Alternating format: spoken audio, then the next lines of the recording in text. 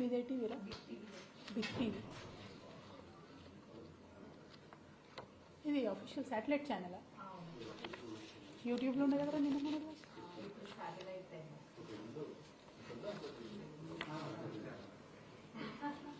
ఏంటి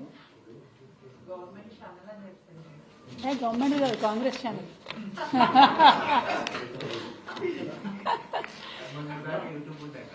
అదే అదే అంటున్నా రెడీయా ఓకే జై తెలంగాణ అందరికీ నమస్కారం. నిన్న హైదరాబాద్ కేంద్రంగా గౌరవ రాష్ట్ర ముఖ్యమంత్రి వర్యులు, ఉప ముఖ్యమంత్రులు, అనేక మంది మంత్రులు, కొంతమంది శాసనసభ్యులు అందరూ కూడా కలిసి పెద్ద ఎత్తున హైదరాబాద్ మహానగరంలో ఒక కార్యక్రమాన్ని ఏర్పాటు చేశారు. సింగరేణిలో డిపెండెంట్ ఉద్యోగాలు వచ్చినటువంటి వాళ్ళందరికీ కూడా నిన్న గౌరవ ముఖ్యమంత్రి గారే స్వయంగా మరి ఉద్యోగ నియామక పత్రాలు ఇచ్చారని చెప్పడం జరిగింది. వాస్తవానికి ఇది ఎంత సిగ్గుచేటంటే డిపెండెంట్ ఉద్యోగాలు అనేటటువంటిది పోగొట్టిందే కాంగ్రెస్ పార్టీ. ఐఎన్టీయూసీ అని కాంగ్రెస్ పార్టీ యొక్క ట్రేడ్ యూనియన్ ఏదైతే ఉంటుందో వాళ్ళ సంతకాలతోని, ఏఐటీయూసీ సంతకాలతోని, తెలుగుదేశం పార్టీ ట్రేడ్ యూనియన్ సంతకాలతోని జాతీయ రాష్ట్రీయ ట్రేడ్ యూనియన్లు అన్నీ కలిపి ఆనాడు డిపెండెంట్ ఉద్యోగాలను పోడగొడితే కేసీఆర్ గారు వచ్చి డిపెండెంట్ ఉద్యోగాలు ఇచ్చి 20,000 నియామకాలు జరపడం జరిగింది. ఆ 20,000 నియామకాలు జరిపినటువంటి సందర్భంలో ఎన్నడూ కూడా కేసీఆర్ గారు వెళ్ళి ఒక్క నియామక పత్రం కూడా ఇవ్వలేదు. ఇది కేవలం సింగరేణి సంస్థలో రెగ్యులర్గా జరిగేటటువంటి ఒక ప్రొసీజర్గా ట్రీట్ చేసి అక్కడ లోకల్ స్థాయిలో ఉండేటటువంటి జనరల్ మేనేజర్స్ అంటే జీఎంల పరిధిలో నియామక పత్రాలు ఇచ్చేటట్టుగా బీఆర్ఎస్ ప్రభుత్వం ఈ అంశాన్ని అంతటిని కూడా టేకప్ చేసి, కానీ ఇప్పుడున్నటువంటి గౌరవ ముఖ్యమంత్రి వర్యులు జీఎం స్థాయిలో చేయాల్సినటువంటి పనిని హైదరాబాద్కి తీసుకొచ్చి సీఎం గారి స్థానాల్లో ఈ నియామక పత్రాలు ఇస్తా ఉన్నారు. ఇచ్చి పైగా గొప్పలు చెప్పుకోవడం, మేము కొత్తగా సింగరేణిలో 400 ఉద్యోగాలు ఇచ్చినామని. నిజంగా సిగ్గుచేటు. అబద్ధాలు చెప్పి అధికారంలోకి వచ్చినారు. అక్కడ వరకు క్షమించవచ్చేమో. ఆనాడు ఏది పడితే అది మాట్లాడితే ప్రజల్ని మభ్యపెట్టి అధికారంలోకి వస్తే అక్కడ వరకు క్షమించవచ్చు. కానీ అధికారంలోకి వచ్చినాకన్నా నిజం చెప్పండి సీఎం గారు, మీరు ఎందుకోసం ఈ నియామక పత్రాలు కేసీఆర్ గారి హయాంలో ఇచ్చినటువంటి డిపెండెంట్ ఉద్యోగాలను తీసుకొని నేనే ఇచ్చినా నేనే చేసినా అని అబద్ధాలు చెప్పుకోవడం ఎందుకు? ఒకటి. రెండు, మీరు మొత్తం ఉద్యోగాల గురించి మాట్లాడుతూ ఉన్నారు సింగరేణిలో, దీనివల్ల ఏదో రాజకీయ ప్రయోజనం పొందినాం మేమని చెప్తా ఉన్నారు. అటువంటిది ఎక్కడా కూడా జరగలే. కేసీఆర్ గారు ఏనాడైనా కూడా సింగరేణిని తన కన్న తల్లిలాగా చూసినారు. సింగరేణి ప్రైవేటీకరణ జరగొద్దని కోరుకున్నారు. సింగరేణిలో ఉన్నటువంటి ఉద్యోగాల సంఖ్య పెంచాలని చూసినారు తప్పితే తగ్గించాలని చూడలే. మీ గురువుగారైనటువంటి చంద్రబాబు నాయుడు గారి హయాంలో మాత్రమే సింగరేణిలో గోల్డెన్ హ్యాండ్ షేక్ ఇచ్చి ఉద్యోగులందరినీ తీసేసి ఉద్యోగుల సంఖ్యను తగ్గించినారు.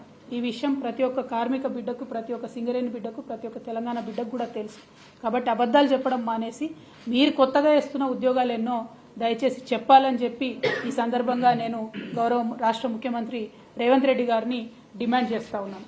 అదేవిధంగా నిన్నగాక మొన్న స్టాఫ్ నర్సులు, రేపు ఇచ్చేటటువంటి పోలీస్ కానిస్టేబుల్ ఉద్యోగాలు, మినీ అంగన్వాడీలను ఉంటారు 4,000 మంది, వాళ్ళని అప్గ్రేడ్ చేసింది టీఆర్ఎస్ ప్రభుత్వం.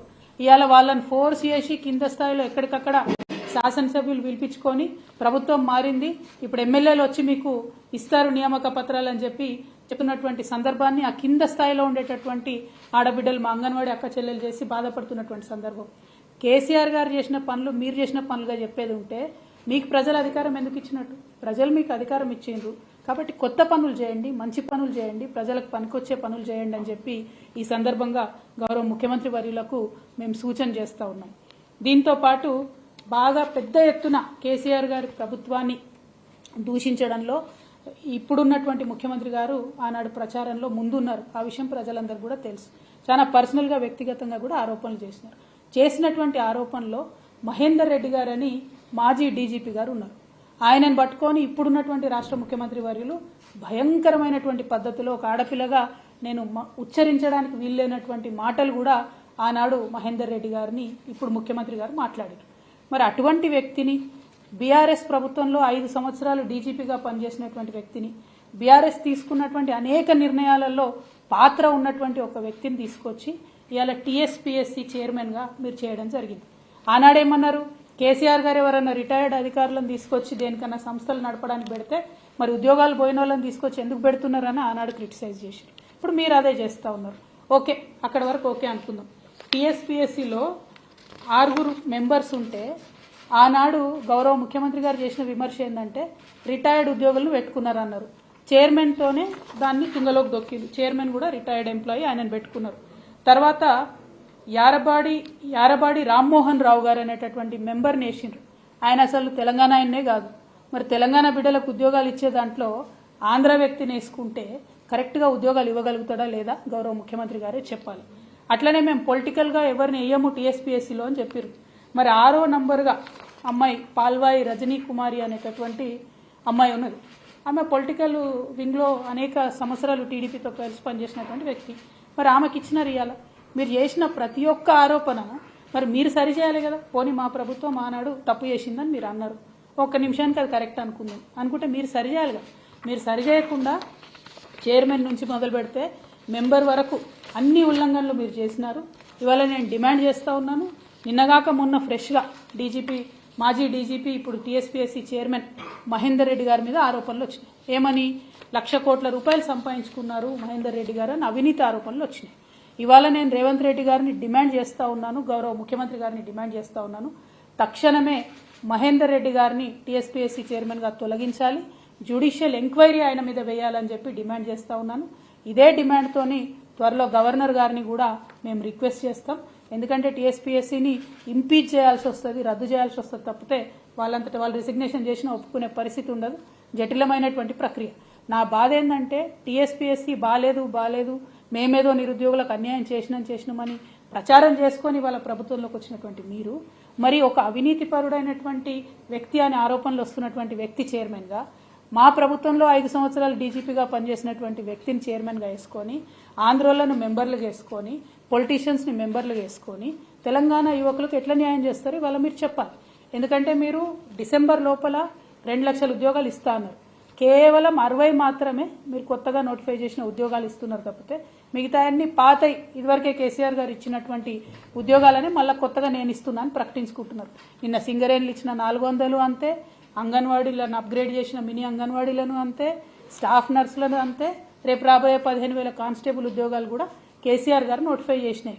సో మీరు చేయని పనులు మీరు చేసినట్టుగా క్రెడిట్ తీసుకోవడం ఆపేసి మీరు సక్రమంగా నిర్వహిస్తానని చెప్పి ప్రజలకు వాగ్దానంలో చేసి అధికారంలోకి ఏదైతే వచ్చారో దాన్ని సరిచేయమని చెప్పి నేను డిమాండ్ చేస్తూ తప్పకుండా మహేందర్ రెడ్డి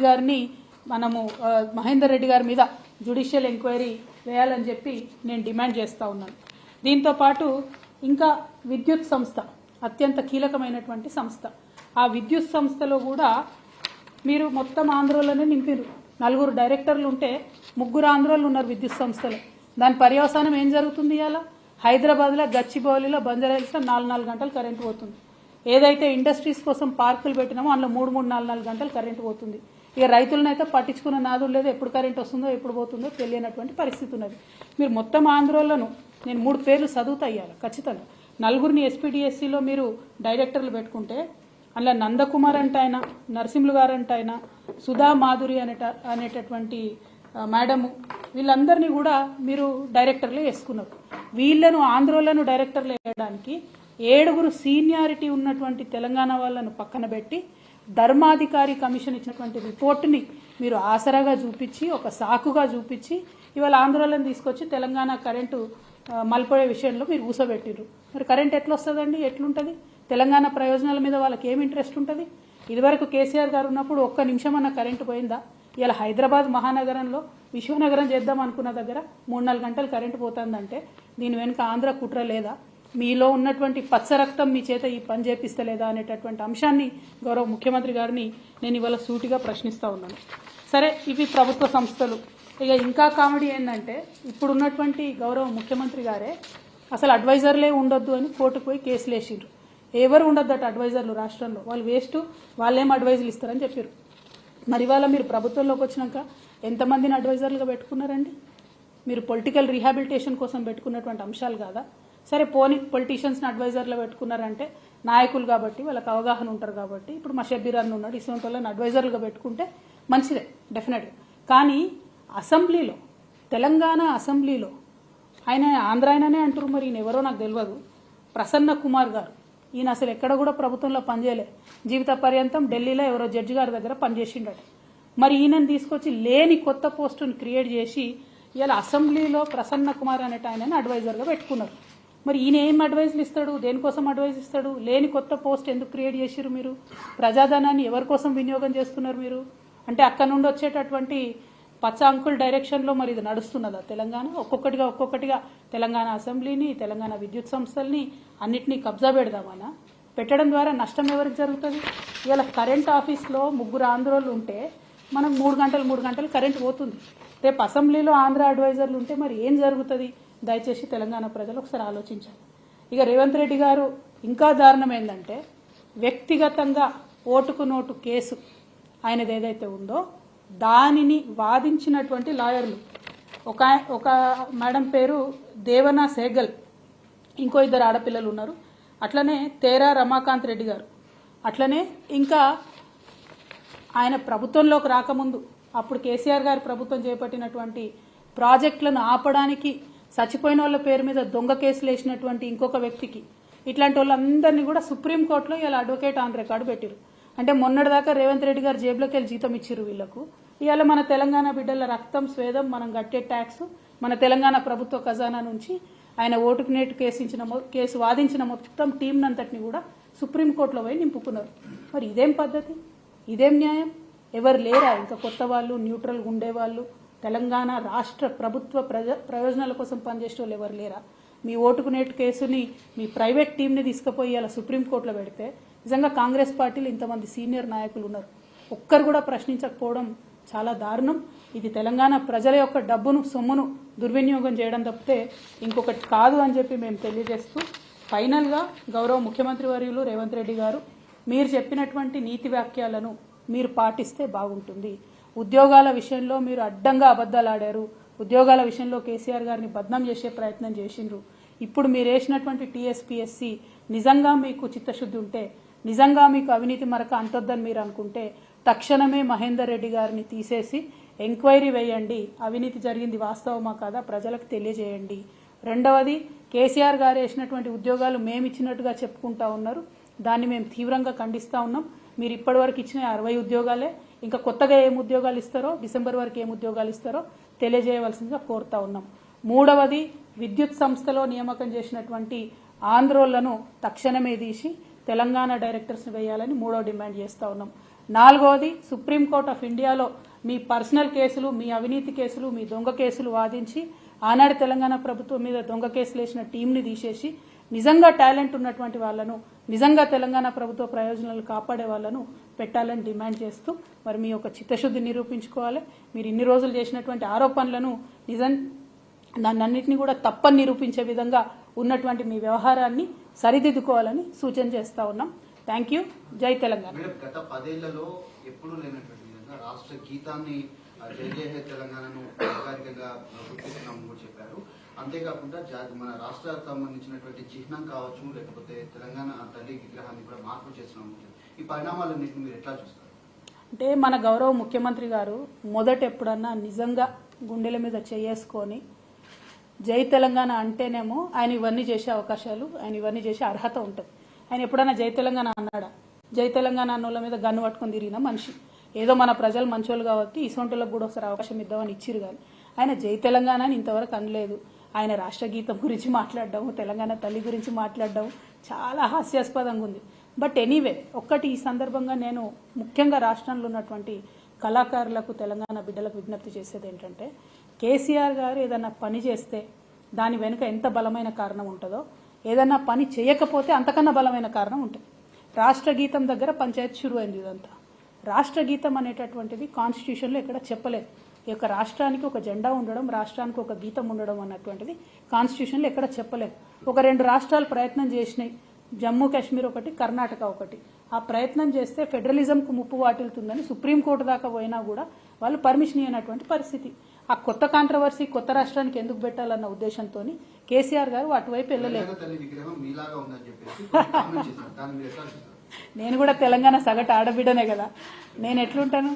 మిగతా ఆడబిడ్డలు ఎట్లుంటారు మా తెలంగాణ వాళ్ళు గట్లే తెలంగాణ తల్లి ఉంటుంది. ఇక అన్ని అపోహలకు పోయి పర్సనల్గా కేసీఆర్ గారి కుటుంబం అంటే విద్వేషం పెట్టుకొని నిర్ణయాలు తీసుకుంటే ప్రజలు ఆలోచన చేస్తారు. నా రిక్వెస్ట్ ఏంటంటే ఇవన్నీ చిన్న చిన్న ఆరోపణలు పక్కన పెడితే కేసీఆర్ గారు చేయని పనుల వెనుక కూడా కారణాలు ఉంటాయన్న విషయం తెలంగాణ కళాకారులు, కవులు, రచయితలు కూడా దయచేసి గుర్తించాలని చెప్పి నేను కోరుతూ, ముందుగా మన ముఖ్యమంత్రి గారు తెలంగాణ రాష్ట్ర ముఖ్యమంత్రి గారు కాబట్టి ఎప్పుడన్నా ఒకసారి అసెంబ్లీ ప్రారంభంలోనో అఫీషియల్ కార్యక్రమాల్లోనో జై తెలంగాణ అంటే కొంచెం తృప్తిగా ఉంటుంది తెలంగాణ ప్రజలకి. Thank you. జై తెలంగాణ. డీజీపీ మహేందర్ రెడ్డి మీ హయాంలో కూడా పనిచేశారు. ఇప్పుడు అవినీతి ఆరోపణలు వస్తున్నాయి అంటే మీ హయాంలోనే అవినీతి జరిగింది అనుకోవచ్చు. నేనేమంటున్నామ్మా అంటే ఆరోపణలు మేము ఎప్పుడు చేయలే మహేందర్ రెడ్డి గారి మీద. మేము ఎప్పుడు మహేందర్ రెడ్డి గారిని ఒక చిన్న పల్లెత్తు మాటలే. మహేందర్ రెడ్డి గారిని ఇక్కడ మీరు నేను మాట్లాడుకోలేనంత భయంకరమైన భాషలో దూషించింది ఇప్పుడున్నటువంటి గౌరవ ముఖ్యమంత్రి గారే. రైట్, అంత దూషించి వీరే తీసుకొచ్చి టీఎస్పీఎస్సీ చైర్మన్గా చేశారు. ఇప్పుడు ఇంకొక లాయర్ ఎవరో వచ్చి అవినీతి జరిగింది అంటారు. మరి ఈ వైరుధ్యాన్ని ఎట్లా చూడాలి? ప్రజలకైతే ఒక క్లారిటీ రావాలి కదా. పోనీ మేము అవినీతి చేసినామన్నారు, మరి మా హయాంలో ఆయన ఉన్నాడు కదా 5 ఏళ్ళు, మరి ఎంక్వైరీ చేయమని అంటున్నాం మేము మహేందర్ రెడ్డి గారి మీద. నేనేం కొత్త కోరిక కోరతలేను కదా. సీఎం గారు చెప్పిన దానికి మరి చెప్పినట్టుగా నిరూపించుకోండి. మహేందర్ రెడ్డి గారు స్వాతి ముత్యం, కడిన ముత్యం అని మీరే నిరూపించండి, ఎంక్వైరీ చేసి జ్యుడిషియల్ ఎంక్వైరీ చేయండి. కానీ ఈ క్రమంలో తెలంగాణ నిరుద్యోగులకు నష్టం జరగకుండా జాబ్ క్యాలెండర్ ప్రకటించండి. మీరు మొన్న ఇచ్చినటువంటి జాబ్ క్యాలెండర్లో ఫిబ్రవరి 1వ తేదీ నాడు గ్రూప్ 1 ఇస్తామన్నారు. వచ్చిందని ఫిబ్రవరి 8వ తారీఖు వచ్చింది. ఏమన్నా అంటేనేమో ఎక్కడా మేము ఇప్పుడే వచ్చినాం, నిన్ననే వచ్చినాం, ఇంకా మూటాముల్లే సర్దుకోలేదు అంటున్నారు. Okay, no problem. దీనిలో ₹1 ఖర్చు లేదు కదా. ప్రాసెస్ ఇనిషియేట్ చేయాలి కదా. టైమ్లీ ఇనిషియేషన్ ప్రాసెస్ కోసమే అడుగుతున్నాం, బడ్జెట్ కోసం అడుగుతలేము. అది ప్రజలు గమనించాలని కోరుతున్నాం. ఈ బడ్జెట్ ఓటాన్ అకౌంట్ బడ్జెట్ ప్రవేశపెడతారని అంటున్నారు. అది ఇదేమో ఫుల్ ఫ్లెజ్డ్గా 5 ఏళ్ళు నడుస్తుంది అనేటటువంటి ఉద్దేశంతో వచ్చినటువంటి ప్రభుత్వం. యాక్చువల్గా అయితే ఫుల్ ఫ్లెజ్డ్ బడ్జెట్ పెట్టొచ్చు. మరి ఓటాన్ అకౌంట్ బడ్జెట్ పెట్టడం అంటే కేవలం పార్లమెంట్ ఎన్నికలను దృష్టిలో పెట్టుకొని తప్పించుకునే ప్రయత్నం ప్రభుత్వం చేస్తూ ఉంది. ఉదాహరణకు నిన్న మేము డిమాండ్ చేసినాం, బీసీ డిక్లరేషన్లో మీరు చెప్పినటువంటి 20,000 కోట్లను అలొకేట్ చేయండి అని. ఇప్పుడు ఆ డిమాండ్ నుంచి తప్పించుకోవాలి, అందుకని ఓటాన్ అకౌంట్ బడ్జెట్ పెట్టాలి. అట్లా వాళ్ళు చాలా విషయాల్లో డిక్లరేషన్లు చేసిండ్రు, బడ్జెట్కి అలొకేట్ చేస్తామని చెప్పారు. అవన్నీ తప్పించుకోవడానికి మాత్రమే ఓటాన్ అకౌంట్ అంటారు. But this is a full fledged government elected by people of Telangana. Full budget పెడితేనే బాగుంటుంది. ఇక అన్ని ప్రాసెసెస్ చేస్తాం కదండి. Thank you. జై తెలంగాణ.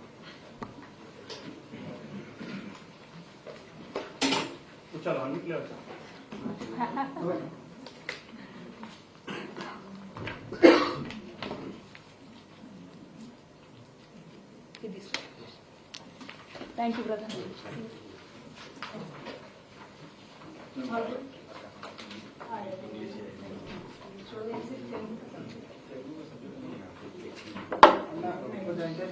सिर्फ